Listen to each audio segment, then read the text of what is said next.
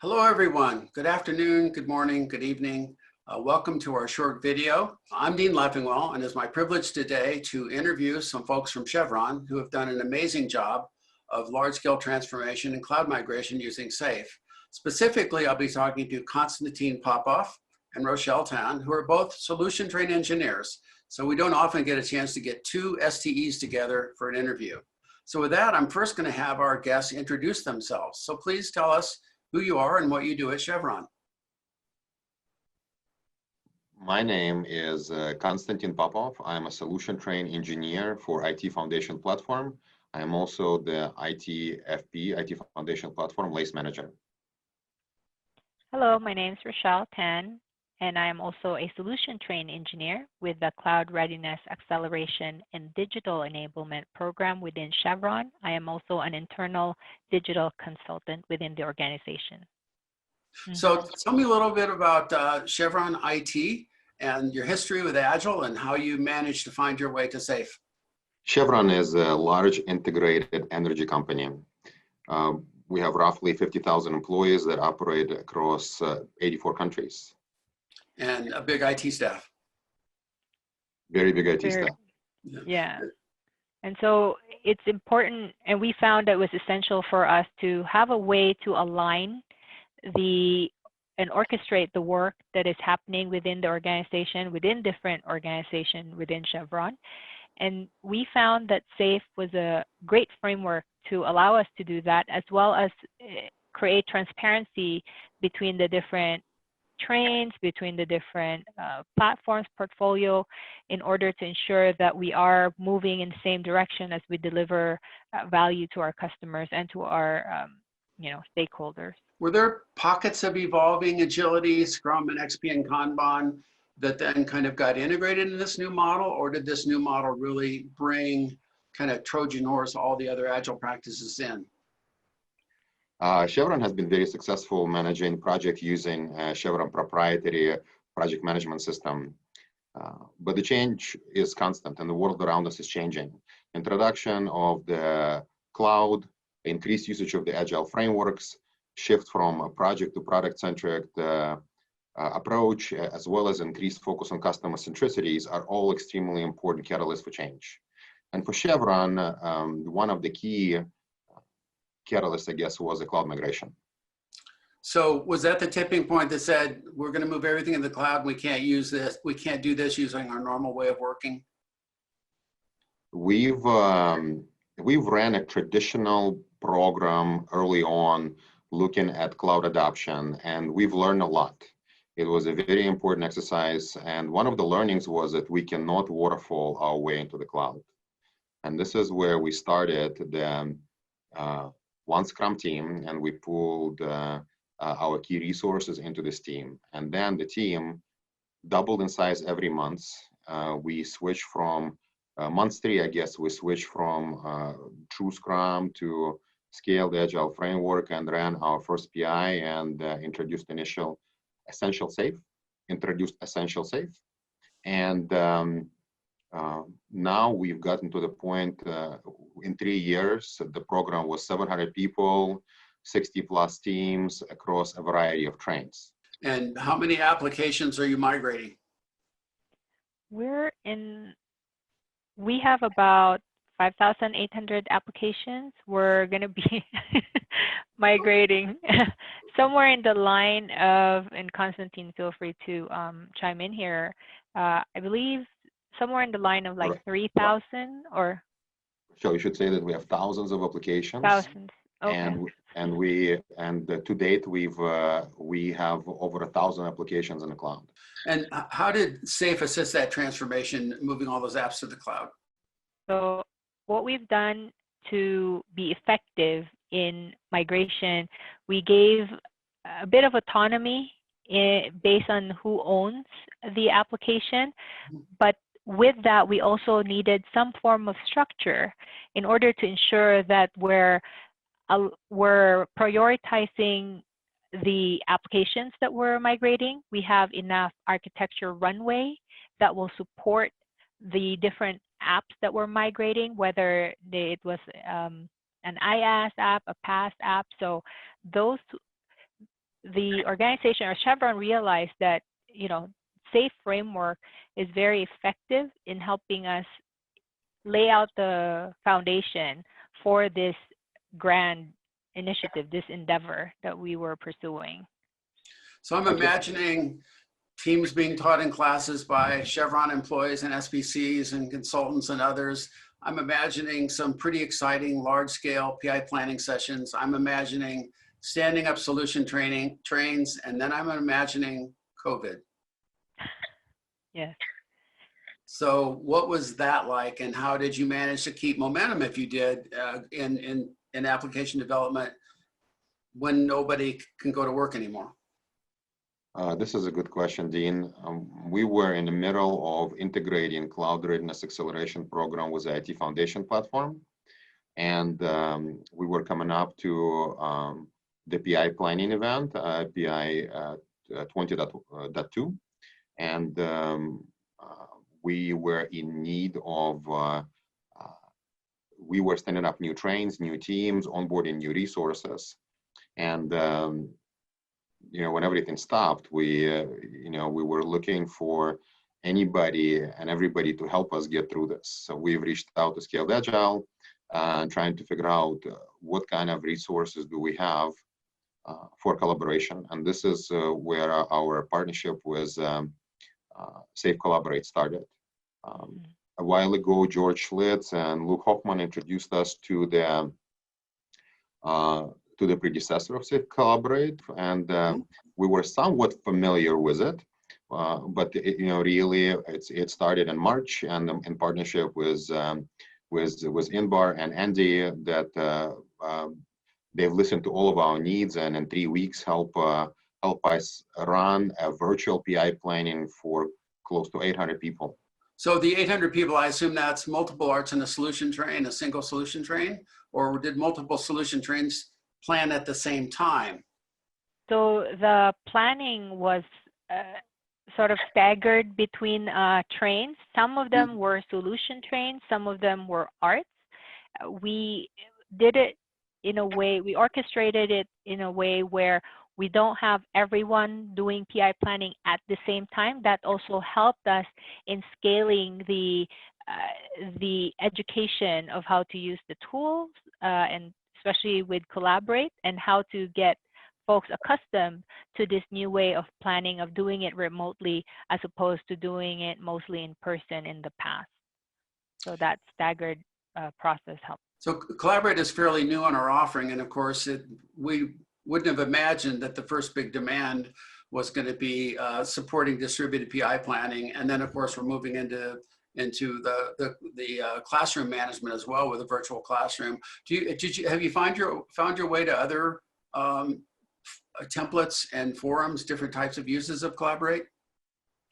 Oh, definitely. So since we were we initially used Safe Collaborate mainly for the purpose of doing PI planning, but as we were using it, and with the remote Safe certification class being enabled, we also realized how useful the tool was in order for us to engage the participants or the students in the class, not just with the virtual classroom, but a lot of the exercises or team activities, breakout activities could be done in Collaborate.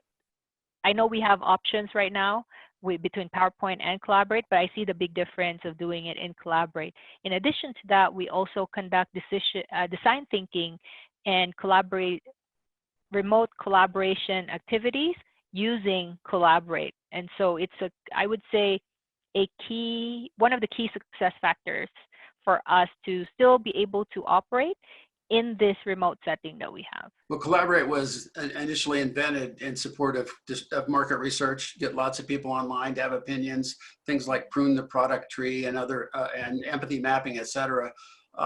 It's new to our offering.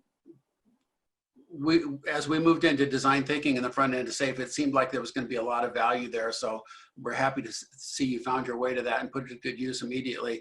You've been good users of the tool. And of course, you've given us a nice big backlog of things we need to do as well. Now, I also understand, Konstantin, that you had a subscription agreement where you could basically have all-you-can-eat training delivered by you or delivered by partners? Was that part of your implementation? Yes, we were looking for a cost-effective way to retool our workforce. And initially, we were putting people through external training or partner trainings, and it was just costing us a lot of money. We have developed a team of lean agile change agents, and a majority of them were SPCs and could teach classes. Andy introduced us to the SLS and he really took the time to explain it. We had a lot of questions. How did it work? How many certification? What is the cost? In reality, this is, in my opinion, this is the only way to retool a large organization, is to buy a subscription, build a team of lean agile change agents that can train, basically SPCs, and then the value is great. I think over the last 7 months, we've trained over 600 people, and our cost savings are in hundreds of thousands of dollars if we were to put those folks through the external training. Yeah, and irrespective of cost, did you find it easier to put up a small class or have 6 architects get together and take, say for architecture, or did it just better enable the training model? It better enabled the training model for us. Like Rochelle mentioned, that all of the remote training and enablement of that, is great. We now have templates and Safe Collaborate that we use for all of our classes. It's very easy to set up the class. It's very easy to pay for it. We run classes up to 30 people, and sometimes we run classes for 2 people. Right? It's all based on the needs of the folks that we have. So absolutely, yes, it's very flexible. So the larger picture is, it's not about collaborate, it's not about safe, it's about how people work together to build innovative solutions for today's customer. Everybody's working from home now. Can you speak to gains and losses and pluses and minuses with this new working model? I think it's definitely an adjustment for a lot of people. I myself, been used to doing PI planning in person and going to the office every day. You get to talk to people, you see people, you can tap them on the shoulder if you need to talk to them. But it's a big adjustment. But I believe what has helped has been leadership support to say and realize that there is this adjustment period that needs to happen. But at the same time, there are tools that we've also used.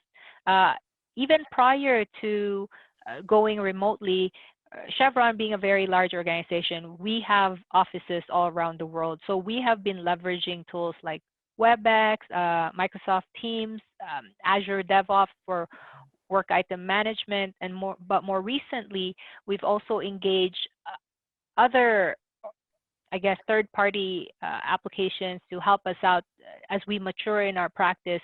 So one being Target Process to help us have a better way of visualizing the portfolio level work and being able to drill down, if needed, on the different efforts that are happening by platform or maybe by art or by solution train and so forth.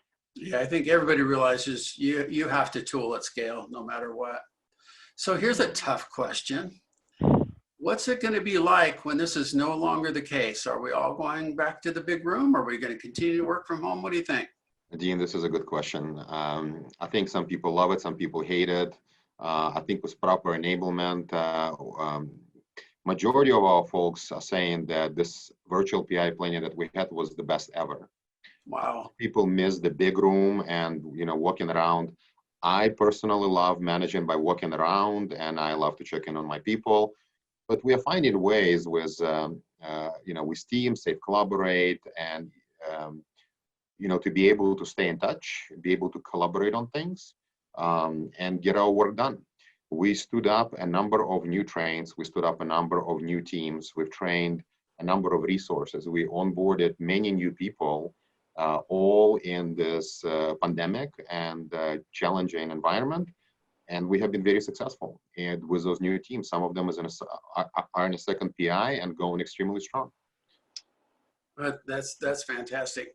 So if we took 10 companies aside and asked the solution trained engineers and RTEs and change agents and SBC, we say, what was the toughest thing, or what was the most enabling part of the process? They would say leadership is a really big deal because they don't write code, but lean thinking manager teachers behave differently. And we seem to always struggle creating those people. How did that work at Chevron? Did you always have top cover? Did you coach the leaders? Did the leaders help implement the process, or how did that work? We had been very fortunate. The manager of cloud, Vicki Harris in Chevron, she was instrumental in giving us air cover very, very early on to be able to operate across organizational boundaries and really allow for us to build the foundation in Chevron with scaled agile frameworks, automation, pipelines. She helped us build OC in areas of software engineering and cloud. So yes, it is very important to have leaders that can negotiate that position in a traditional structure where you can start to operate and grow. We've done a lot of change management and training with our leaders, educating them about the value of a team of teams approach and how synchronizing everything. We are now on our portfolio management maturity curve. We are introducing new tools. Rochelle mentioned we're working with target process for portfolio management. It is going to be the game changer for Chevron. So leadership buy-in and figuring out how do they help and how do we engage with them in the most effective way, and their support is absolutely critical. It sounds like you had a high degree of technical competence in that leadership paradigm as well. If they understood cloud and DevOps, then seeing SAFe as an implementation of cloud and DevOps was probably not a tough sell in that regard. We always go back to the Damon quote. It's no longer about writing a check. Leaders must know what it is that needs to be done. They do indeed. So probably it was perfect. You didn't make any mistakes, no lessons learned. You just did it by the book, just went right through. That'd be too idealistic to say that. Can you help us understand some things you would have done differently now that you have this experience? Do you want me to go first, Konstantin? Dean, I can tell you that if you are starting on this journey, first of all, you need to be able to start in a place that is less than perfect and less than certain, number one. Number two, you need to be prepared to get bruised up. This is not going to be easy, and a lot of people will feel that you are operating in their backyards, you are outside of your area of control, so it will come. Absolutely, it's not easy, and you need to have that ability to work through that.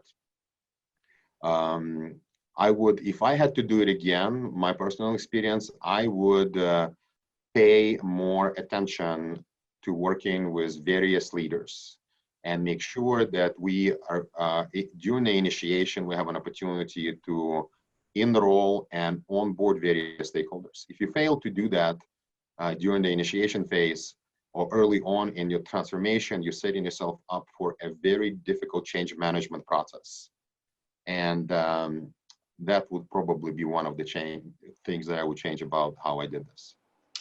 Do you folks or other SPCs have some experience in organizational change management that you put to bear, or did you follow the roadmap and just see where it took you? I would say we actually implemented what we call a digital incubation program as part of the digital enablement program that we had. And I can definitely say that it varied, organization by organization, team by teams. On some level, when there's usually I'm talking about middle management buy-in and so forth. If there is buy-in on that, we can easily follow the roadmap to the dot, close to say to the dot. But there are situations, in most situations, I would say we have to take the agile approach and understand where they're at and meet them there. Because we can't just say, you know, this is what SAFE says, or this is what the roadmap says. Well, we got to start from step 1 or step 3. So you really have to see where they're at. And it is more, as you know, one of our values says, right? It's more about people interaction than anything else. Over process and tools. That's right. So if you were guiding a new enterprise down this path, what's the one thing you would tell them to watch out for? Again, I would say start small, build a team of people that can help you drive change, look for a leader that can sponsor you, create the learning environment. That learning environment means that you establish trust where people can speak up and they can always do the right thing, however uncomfortable it is at that moment. And they, you know, but they feel that they're in a situation where they can do that because you're doing it for the greater good. Not everybody may see it and perceive it as such at that moment, but overall, this is, you know, you're on the right path. That's taking a systems view. And lastly, what more should we do to continue to support you in your journey? What do we need to do in the framework or as a company? What could we do that we're not that could help you on your path? Dean, I guess the key for me is this partnership has been invaluable for Chevron. We've been able to turn every step of the way. I remember going to the SAFE summits, going back to San Antonio. Yep. Yep. And, you know, talking to you about, you know, how do we deal with, you know, with such a large, global, integrated, so many players, and you always were able to find the time to give me advice.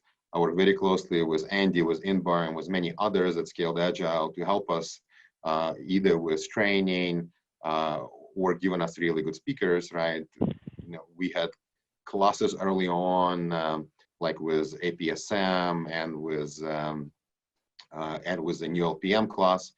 And so the partnership, please continue the partnership. You're listening to our needs. And like you said earlier, we are happy to contribute to the collaborate backlog. We're happy to provide feedback on training and the whole use of the website and the articles. So for me, if you continue that, we're on a good path. So just a reminder, it's, you know, when you're doing this, you always have to think possible, probable, done. This has been our motto in Chevron, Cloud Readiness Acceleration Program, in IT Foundation platform. So go out there and give it a try. So Rochelle and Konstantin, thank you so much for your time today. It's really an honor and privilege to hear from you and to be a supplier to a company like Chevron that has done such amazing things in making this transformation. It's not just agile, it's not just safe. It's about creating a better way of working where it can create more innovative solutions more quickly for the market. What do you think? Are you guys good to go? We are good to go. Thank you very much for having us. Yes, thank you very much for the opportunity, and we look forward to the continuous partnership.